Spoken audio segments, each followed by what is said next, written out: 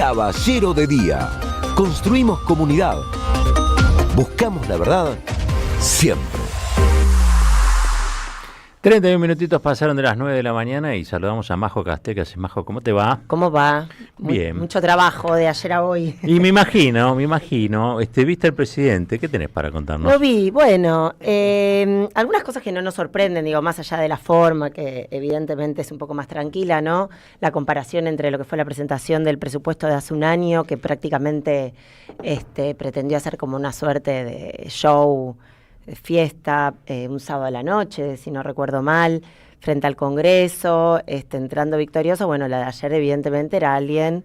Qué bueno que traigas a la memoria eso, no lo tenía presente. ¿Te acordás cómo fue? Yo no sé si fue un sábado de la noche o un domingo, en prime time total, en el Congreso, frente a todos los diputados, ahí estaban invitados también los senadores, digamos, como una suerte casi comparado con la inauguración del año legislativo el 1 de marzo, intentó hacer eso. Bueno, cuando uno ve la imagen, entre una escena y la otra, habla... Yo diría del fracaso, y ese es el primer punto que me voy a detener. A ver. El gobierno que hizo ayer, o Milei, puntualmente en la presentación de su discurso del presupuesto, insistió con el argumento fiscalista, suplicando que le vuelvan a creer, digo, ¿no? Había una súplica de vuélvanme a creer que vamos por el camino, pero yo digo, y acá me parece que es lo interesante, en un escenario que fracasó. Aun cuando ese superávit nosotros nos la pasamos diciendo que es un superávit trucho o que tiene una cantidad de vericuetos contables para que intereses, los intereses no aparecen como un gasto fiscal, entonces aparecen como ocultos, digamos, ¿no? Con esto de bonos, las letras capitalizables, que digamos es una cuestión muy técnica que la dejo de lado, pero lo cierto es que básicamente lo que hizo Milei fue decir que mantuvo el equilibrio fiscal e incluso con un superávit fiscal. Bueno, claro, la respuesta a eso es, este programa fracasó. No solo fracasó en las urnas y en la elección de la provincia de Buenos Aires, sino que fracasó también en los propios términos. Digo, ayer el riesgo país cerró a 1.150 puntos, es decir, muy por encima, un riesgo país que impide al gobierno salir a buscar crédito y financiamiento a los mercados. ¿Y por qué el gobierno necesita tener acceso al crédito? Y esto no nos lo tenemos que olvidar, y acá vamos a ir redondeando. Bueno, porque la Argentina tiene que pagar el año que viene 11.685 millones de deuda en concepto de capital, más 9.195 millones de dólares por intereses. Y además hay deuda de los gobiernos provinciales, del Banco Central, de las propias empresas privadas que están endeudadas con el instrumento de las obligaciones negociables. Es decir, que si hay algo que necesita este gobierno, necesita o los dólares para pagar 20.000 millones de dólares más lo que le tendría que dar a empresas y gobiernos provinciales, o tener acceso al crédito para poder... lo que se dice, hacer el rollover de esa deuda. Es decir, bueno, lo que te debo te lo vuelvo a deber, pero tengo que tener acceso al crédito. Y ahí te hago una pregunta, digamos. Sí, claro. En ese caso, el riesgo país, para que Argentina pudiera acceder al crédito de los privados, digamos, ¿cuánto debería ser? Y tiene que bajar 500, 400 puntos, es lo que esperaba este gobierno. Este gobierno tuvo un sendero descendente hasta...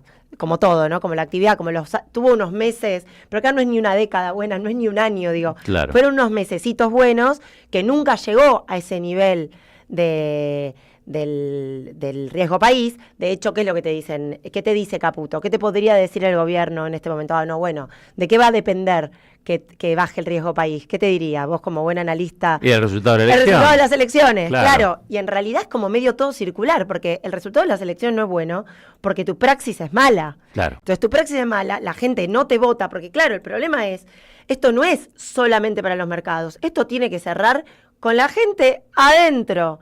Y me estoy yendo más a una opinión que a seguir contando lo que dijo. El discurso también tuvo, para lo que los vieron, un doble guiño, yo diría, ¿no?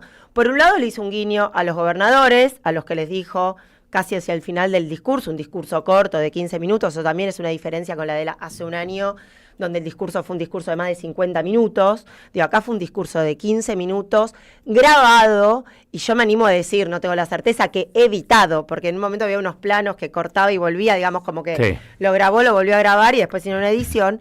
Y yo digo, en ese discurso había un doble guiño. Por un lado, hubo un guiño, si se quiere, postelectoral. Primero a los gobernadores diciendo, bueno, vamos a tratar de negociar, de sentarnos, qué sé yo.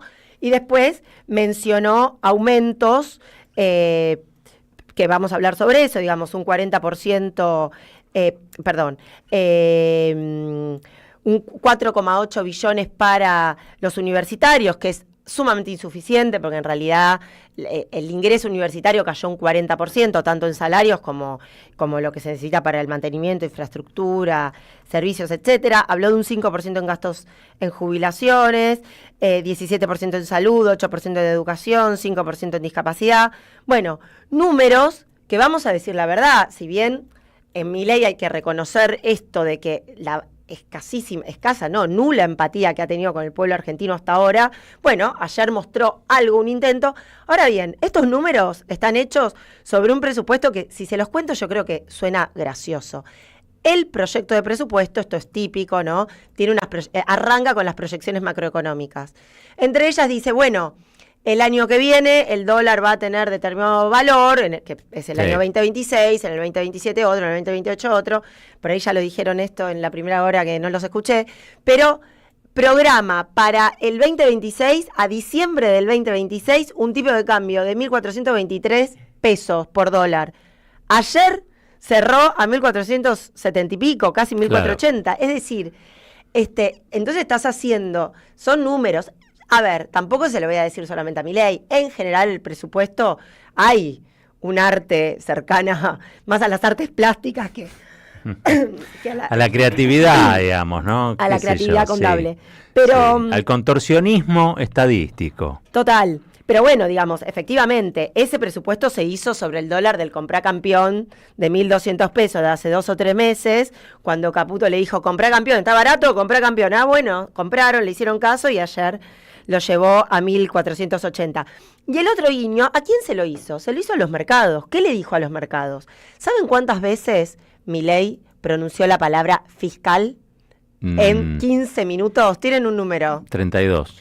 29, cerquísima. Quizá hay que contar bien y a lo mejor se me salió alguna. Sí, sí. 29 veces mencionó la palabra fiscal en 15 minutos, casi 2 veces por minuto.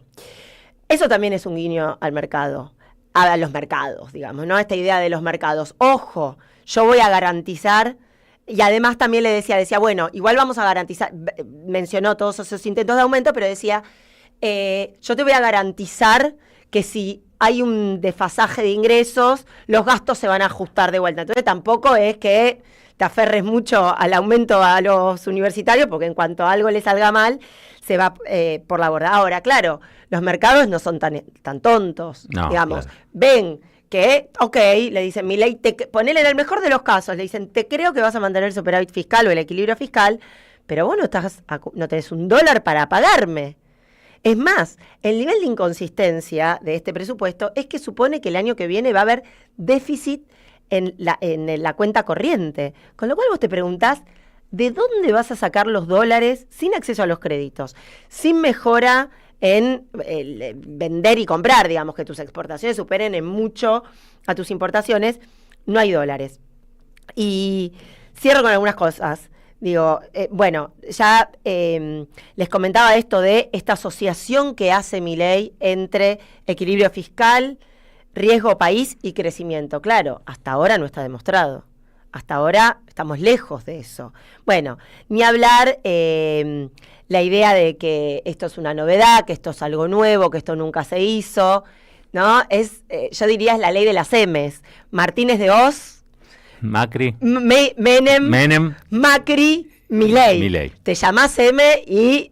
Las 4 M. Yo no volvería a votar, bueno, nunca lo voté, pero digamos, yo que es cualquiera no volvería a votar a alguien que empiece con M. Y además lo llamativo también... Estoy pensando, sí. Hay que pensar, ¿no? Sí. Pensemos las K también. Sí. Un comentario. que me parece que es interesante también.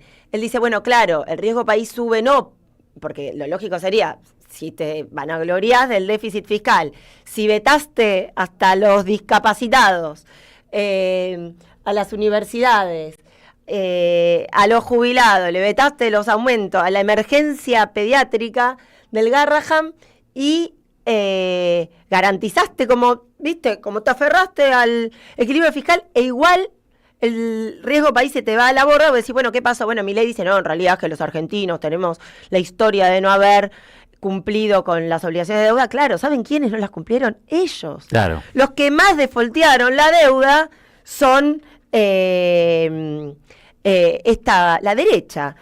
Cierro con 2 cositas Dale. mínimo. Tengo 10 segundos, perdón. 10 segundos, 15, dale. 10 segundos. Ay, me puse nerviosa, perdón, No se ponga nerviosa. No, de lo que no se habló fue de producción. Nada. No se mencionó nada la palabra producción, la palabra industria, nada. Apenas se deslizó que con el superávit fiscal que se va a conseguir, se va a financiar al sector privado para que haga obras públicas. ¿Y saben a qué me hace acordar eso? ¿Se acuerdan? En la época de Macri, los PPP, Sí. los contratos de participación público-privada, bueno, lo mismo, nada nuevo bajo el sol, más de lo mismo, repetido hasta el cansancio. Grande Majo, gracias. Gran Vamos. análisis económico del discurso de Milei ayer en cadena nacional. Tanda, y cuando volvemos, una entrevista profunda con alguien a quien aquí admiramos muchísimo. Dale. Deja tu mensaje en nuestra línea de oyentes de WhatsApp 11 3200 0530.